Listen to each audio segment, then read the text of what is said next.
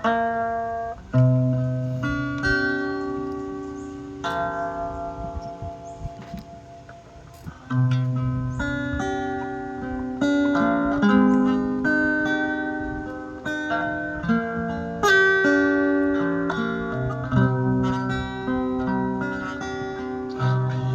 ากบ้านนามา5-6 ปีมาเจอคนดีด้วยความคิดถึงปีโน้นพบเธอทุกวันทุกคืนก็ได้ช่วยกันกับหัวริมบึงเพื่อนางรำพึงรำพันรักใต้ร่มโพเราเคยเล่นน้ำในลำประดูพายเรืออีโป่งเก็บดอกสนุลุยน้ำลุยโคลนหาปูหาปลาจำได้ติดตาแต่เล็กจนโตถ้าโปรยให้โหใจหายสิได้กันดา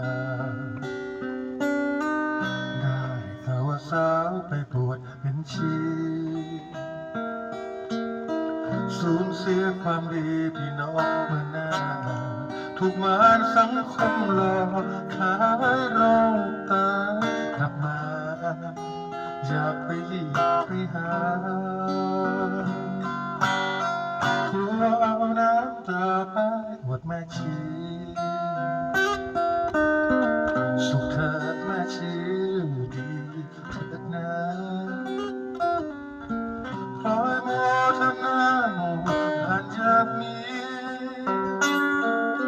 จะแสงพระธรรมที่นำเป็นทางจะแสงสว่างสิ้นเวรกันทีลาแล้วแม่ชีชาตินี้ขอโมทนา